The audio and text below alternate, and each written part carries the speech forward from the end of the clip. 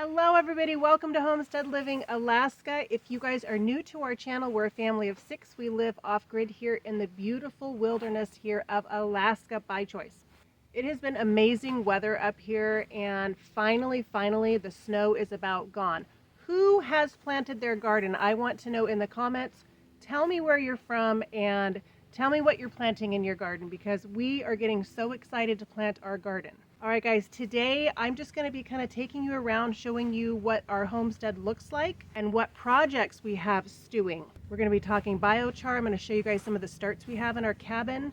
And at the very end of the video, we're going to be making a delicious potato salad. So stick around for that. It's going to be really good. And if you guys are new to our channel and a lot of the Alaska channels here, you may not know that Mount Spur, which is a volcano 80 miles west of Anchorage, could basically erupt at any time, any day, week, months. They don't know when it's going to erupt, but there's been lots of seismic activity around that volcano, which usually is indicative of it erupting. So kids and I did go to Costco and we did a shopping haul the other day. If you guys want to watch that video, I will put a link to that video in today's description so you guys can check that out. First, going to talk about what kind of wood do we have stashed and how much. And so I'm going to basically walk you guys around and show you that, as well as you're going to learn a little something about biochar. If you guys have never heard about it, I'm going to show you what we have going on there as well. So this is going to be fun. It's going to be really educational, and I'm excited to show you guys around, because I think last time you guys saw our homestead, it was definitely still snowy, and now the snow is gone. So let's go check it out. All right, so there is our first pile of birchwood. Let's go check it out. And this we have moved out of the woods with the help of the tractor. So this is our first pile here. If you guys are new to our channel, we do burn white paper birch and also spruce in the wintertime. Now Jeff estimates this pile here to be around 3 cords or so, give or take, because it is kind of hard to tell the exact amount when it is on the ground until you kind of split it up and stack it. So I'd estimate this about 3 cords or so. All right, and then this is our other pile of wood. This is probably more on the 3.5, 4 cord of wood here. And again, hard to kind of tell, but once you get it split and stacked, you know, you can get a better measurement of your wood. All right, so as you guys can see, we're pretty well stocked up for this winter's wood, meaning 2025/2026. For our 2 cabins, if you guys are new here, for our 2 cabins, we need usually around 10 cords of wood to supply both cabins with wood. And this usually starts in October and ends around May. So that's quite a long burning season. Birch is great. It burns clean. It is a hardwood, and it definitely has more BTUs than the spruce wood. It's also a lot cleaner for Jeff to cut with his saw because you don't have as many limbs, and it just doesn't have that sap on it. So he definitely loves cutting birch over spruce. But we burn both, and again, we burn about 10 cords per winter. All right, so let's go check out this biochar thing. Has anybody ever used biochar is what I want to know. And if you have, how do you like it? And do you notice a difference in your gardens? Tell me what you think. Tell me your experience. But let's go check it out. All right, guys. So now we're over next to the biochar stove. And here is kind of a piece of biochar that didn't get biocharred all the way.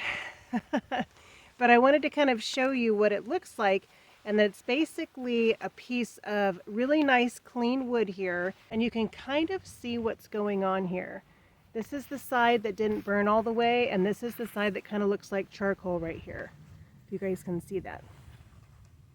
So next we're going to talk about why biochar. Why do this? Why go through all the trouble? Why go through the time? And what benefits may you get, and what benefits could you get in your garden? All right, and then I do have some pieces of biochar here. You guys can see them there. See that there? Basically, it looks like kind of like charcoal. I'm wearing my husband's gloves today. Sorry, they're like extremely big on me. It's all I could find, you guys.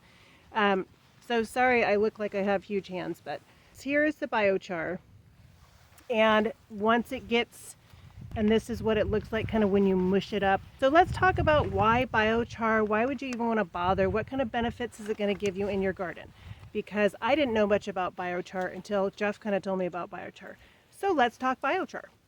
All right, your first question might be, why can't I just use charcoal briquettes from the store?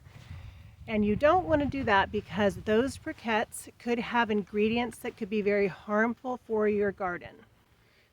Whereas biochar is very natural and doesn't have those chemicals. All right, so how do you get this biochar?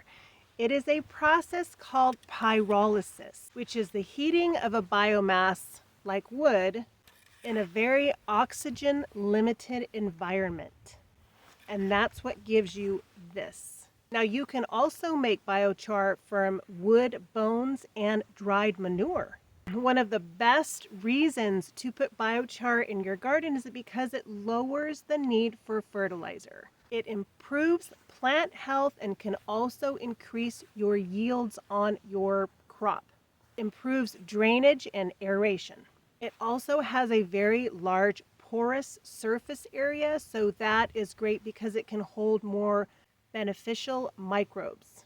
I also read it can help mitigate some of the heavy metal toxicity in the soil. So overall, a huge improvement to your garden, and there are many ways you can actually make it. Like I said, it doesn't just have to be made from wood. All right, now a lot of you are probably asking, how do you make this? And I will show you Jeff's Biochar Stove. I'm sure there are many other ways you can do this. You could probably YouTube it, but I'll show you how Jeff kind of did this. Again, if you wanted to look into it further detail, just YouTube it and you can probably get all sorts of ideas. But I'll show you how we did it. So you see there's two things. He's got like a little camp stove, wood stove there, and then a huge barrel. On the bottom of the barrel, you can see there are holes for air. Okay, so what he did here is he took, let's just say, I'm going to take this, is he took the wood, obviously he puts the wood in here. Okay, he filled this up, he filled that up with wood. He closed it down. Then what he did was he took this little camp stove, he put it inside of the big half barrel. And the most important part is that he blocked off the stovepipe. And this limited the amount of air, so the wood would basically char and not burn inside of the camp stove. And it looks like he just took a tin can and made some holes in it to achieve that. So what he would do is he got a fire going, he put the wood stove in there with the fire and then put wood on top of this wood stove, minus the plastic, of course. And basically, he let the perimeter fire cook what was inside of that. So he didn't light what was inside of the small camp stove. He lit wood around the small camp stove. Therefore, it helped cook and char what was inside of it. And again, limited air, and that's what creates the biochar. And again, this was kind of his testing first biochar stove. I'm sure he'll modify it later on to get better results, but this is just kind of how he did it, but it actually worked because we got a bunch of biochar from that. If you look in here, all of this is biochar, and it turned out pretty darn good for his first time. So not too bad. And so this is what we've got going on over here. So we can add some nutrients, amend our garden soil for this summer. All right, guys, and this field behind me here, if you guys have been following us, you know that last year we rented that excavator to pull stumps. Now it's basically down to just a lot of roots. So we have been thinking about maybe doing potatoes this year. Of course, first we have a lot of work to do as far as getting the roots picked up from the soil so we could be able to plant potatoes there. Last year we probably harvested about 300 pounds of potatoes. We wanted about 5, but we fell a little short. So, but we fell a little short. So this year we'd like to shoot for 500 pounds to 800 pounds of potatoes. And hopefully this space behind me will be able to give us that yield we're looking for. I held back some of our potatoes from last year and we let them sprout through the winter time, and I have to show you them. And I have to show you them because you will not believe how long the sprouts are. These are from last year's garden. Check this out. This is a purple Viking. And then I have a red potato here. And then I have like a white one here. So what I am noticing for those of you who are kind of experienced gardeners is they are getting a little squishy, the potato part, a little dehydrated. Do you have any tips for me? Maybe I need to store them in a little bit of more of a, maybe I need to put them in a cooler spot because they are getting a little dehydrated and looks like wrinkly skin. Do you guys have any tips for me? Because they won't be going in the ground for like probably another 4 weeks or so. So I would hate to have them shrivel up and not be able to use them. So tell me what you guys think in the comments. That would definitely help us out because it's the first time I have wintered over and sprouted potatoes from last year. I know for sure we'll have to go, probably get some more from the nursery, but I'm hoping that some of these take. So let me know what you guys think in the comments.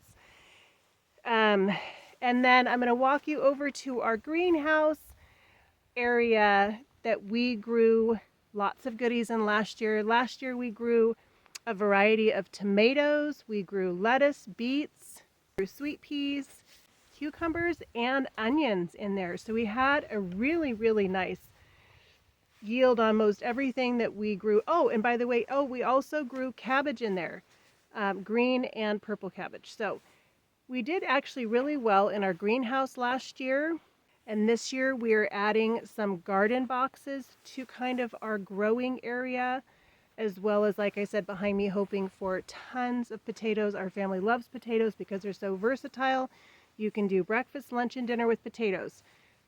Very, very good staple to have with the family of 6. So let's go check out our greenhouse area and I'll show you some of the changes that we're going to be doing for this year. And then next we are going to be walking over to our greenhouse area from last year. And I'm going to show you guys what we got going on here. Basically, we are breaking down the greenhouse because we're going to be moving it. As you can see, through the winter, we have added a bunch of stuff to the bottom of the greenhouse. So we're going to be scooping up all the goods there and moving this to where we move our greenhouse. So we can use and utilize all the extra nutrients we added through the winter in here. All right, so basically what we're going to do here when it gets a little drier, it's still a little muddy yet, is we're going to take the logs apart from each other and move them and then reassemble them a little bit more up the hill for the new spot for our greenhouse for this summer. And then here is the view from the greenhouse. As you guys can see, those people who've been watching us through the winter, there is no snow anymore.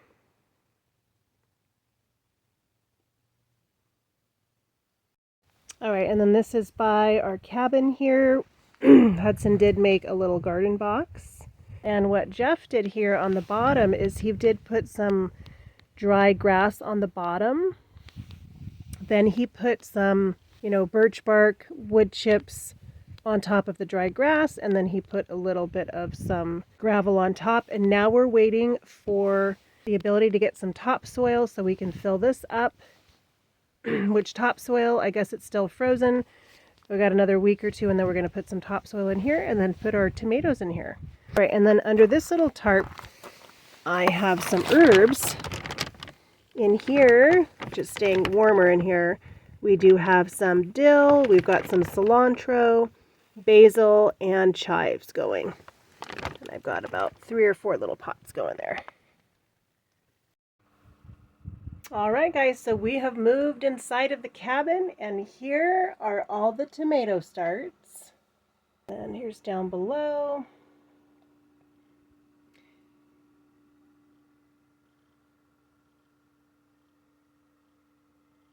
And right here we do have some cucumber starts. For the tomatoes, we have all different kinds. We've got cherry tomatoes, we have purple Cherokees, and lots of heirloom variety. Our other window here, we have beets going.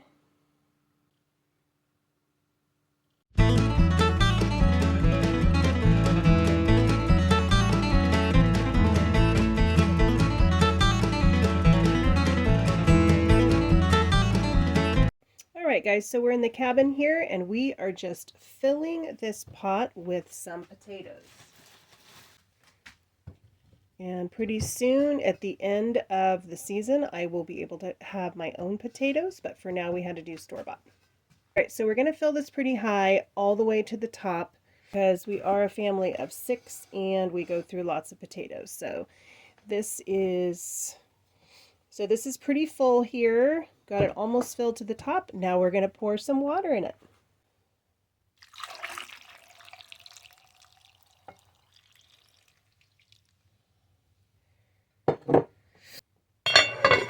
And now we're going to put this on our wood stove. Have this on the wood stove. We're going to bring it up to a boil and we'll boil it till the potatoes get done, but we want them a little underdone. Alright, I just put some more wood on and eventually we will get something going outside, but for now we are still cooking on our wood stove, so we'll get this up to high. Alright, and I'm also going to be hard boiling some eggs to throw into the potato salad as well. Alright, so these are looking good and I'm going to take them off pretty soon because when you do potato salad, you want them to be just a little bit underdone so they just don't fall apart and get too mushy. So I am going to be taking these off. We'll let these cool and then we'll get to it. All right, so we have let our potatoes cool and now what we're going to do is Lily is going to peel them and then cube them up and then we will put them in our bowl.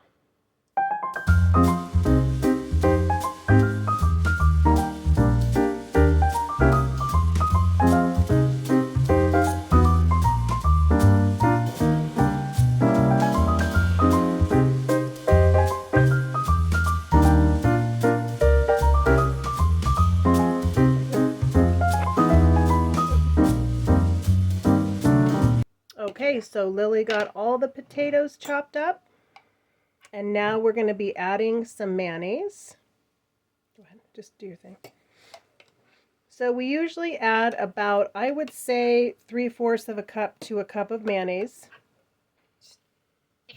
And of course you can adjust to your liking. Now, let's see. And then what she's adding there is we have about 6 hard-boiled eggs. Go ahead and add those.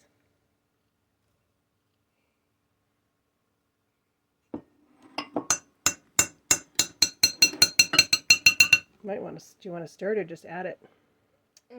Let's just add everything. Yeah. Okay, and then next she's going to add about a cup of chopped up pickles. Good job. Very nice. And then this right here, we got about a cup of onions. Again, you guys can, adjust it to your liking. I think that's more. All right, and then we have about a tablespoon of dill.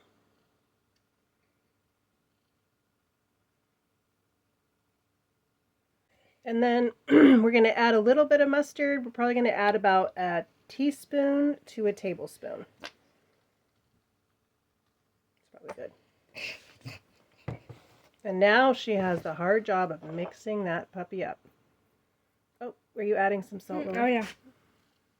She's adding some salt. About how much do you think? Like a teaspoon? Yeah, 1 teaspoon. Or half a teaspoon? Isn't that the cutest salt shaker? Look at how cute this is. Look at this set. Show them the pepper. Isn't that adorable? These are really old. That's why we love them. little bit of pepper. Okay. So, you know, for the salt and pepper, it's probably It's a half a teaspoon to a teaspoon of each, again, depending on the taste you like. Now, hold it. Go ahead. All right, so now she's just going to mix everything up. It's hard to like mix without spilling.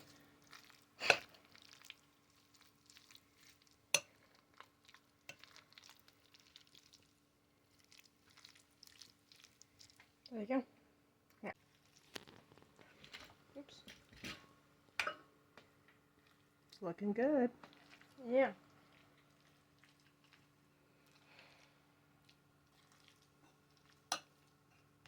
All right, guys, Lily is all done mixing our potato salad. It's super delicious, and of course there's, like I said, all sorts of variations you can do with it. You guys try this at home if you want, and like I said, you can add paprika, you can add some other spices, but all right, so we thought we would share our recipe with you guys. Have fun, enjoy, go make yourself some potato salad, and we'll see you guys next time.